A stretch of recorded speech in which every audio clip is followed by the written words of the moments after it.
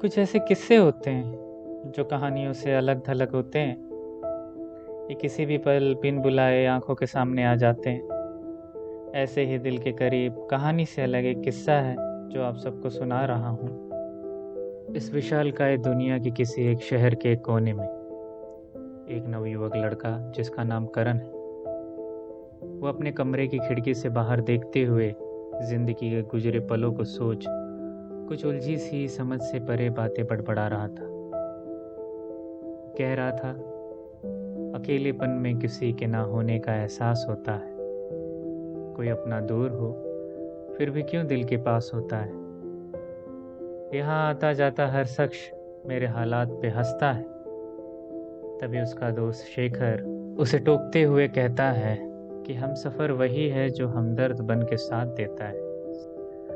करण हताश होकर कहता है कि उसे भूलूं तो कैसे भूलूं, और उसे चाहूं भी तो अब किस हक से चाहूं। जो सपने देखे थे मैंने वो सपने सारे टूट गए।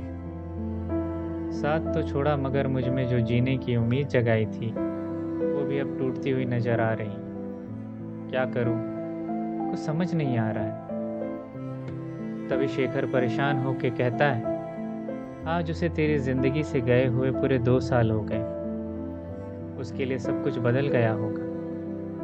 अब तू भी अपने आप को बदल दे, पुरानी यादों से दूर हो जा।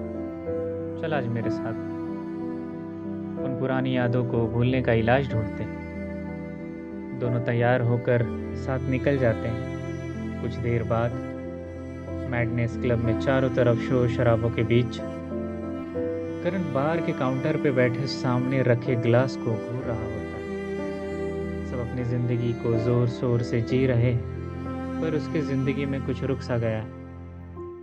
अचानक से उसकी नज़र एक जगह पर जाके टिक जाती है। न जाने ऐसा क्या उसकी नज़रों में आ गया है जो उसे दूसरा कुछ दिखाई नहीं दे रहा है। मैडनेस क्लब की भीड़ भाड़ के बीच में एक कोने में सहमी सी चुपचाप बैठी लड़की अपने चेहरे को अपनी हथेलियों में छुपाए सुन्न सी पड़ी थी।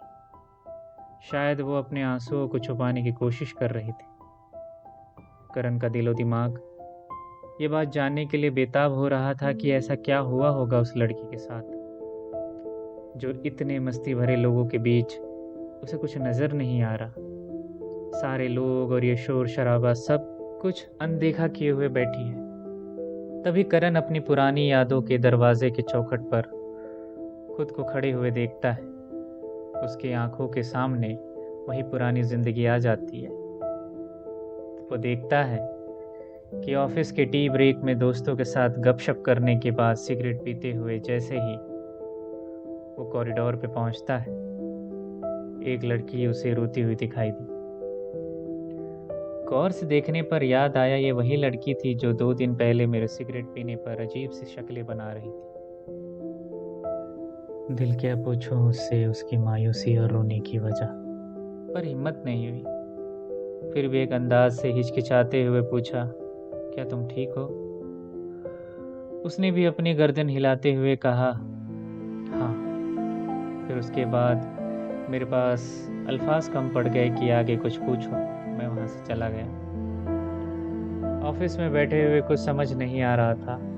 काम में मन नहीं लग रहा था। दोस्तों की हिम्मत देने पर मैं तुरंत उस लड़की से दोबारा मिलने गया। उसके पास जाकर खड़ा हुआ और पूछा, क्या हुआ, क्यों रो रही हो? फिर उसने मुझे बैठने को कहा। उसके कहने पर मैं भी बैठ गया। उसके बाद उसने बताया कि उसका मैनेजर उसे परेशान कर रहा है, काम को लेकर बहुत प्रेशर डाल रहा है, यहाँ तक दूसरों को उसके खिलाफ भड़काने का इल्ज़ाम लगा रहा है। उसने कहा कि वो ये जाति नहीं झेल सकती, वो जॉब छोड़ देगी। उसकी आवाज़ सुनते ही न जाने क्यों मुझे दिल में एक झटका सा लगा। मैं सोचने लगा, क्या इस मुलाकात का यही अंत हो जाएगा? क्या यह साथ यहीं छूट जाएगा?